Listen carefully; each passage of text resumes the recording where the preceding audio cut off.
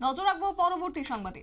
অভয়নগর ব্রিজের উপর দুটি গাড়ির মুখোমুখি সংঘর্ষ এবং এই সংঘর্ষের জেরে আহত হয়েছে একজন গাড়ি চালক, এমনটাই খবর। এবং পরবর্তীতে প্রত্যক্ষদর্শীরা তাকে হাসপাতালে নিয়ে যায়।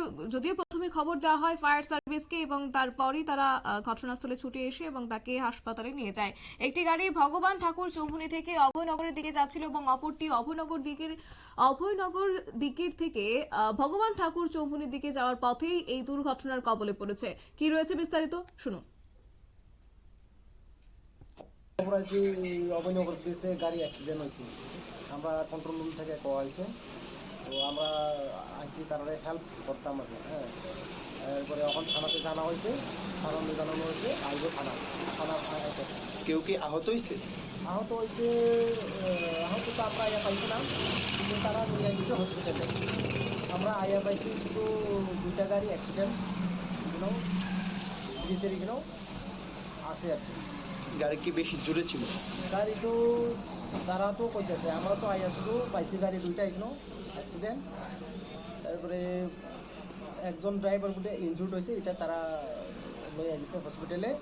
ইনজুর্ড পার্সন তো আমরা পাইছি না, ওখানে থানা পার্টি এটা ইনভেস্টিগেশন করার আইতেছে। এরকম রাত্রেবেলা এত দুর্ঘটনা, মানে এই বিষয়টা মানে কিভাবে দেখছি? বিষয়টা তো আজকে তো এগুলো প্রোগ্রাম আছে, আজকে বলি এগুলো এই কারণে তারা খুবই গাড়ি একটু জাম আসলো মনে হয় বিরাজি, তো নাইলে গাড়ি স্পিডে থাকতে পারে, এই কারণে এই ঘটনা হচ্ছে আমার সম্ভবত।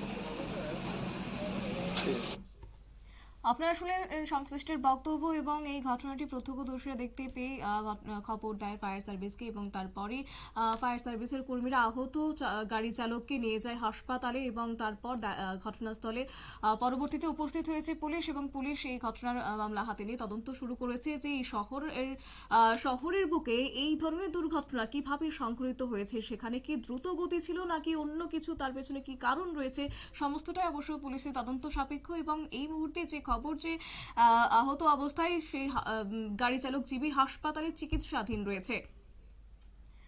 নিয়ে নিচ্ছে ছোট্ট একটি বিজ্ঞাপন বিরতি, সঙ্গে থাকুন।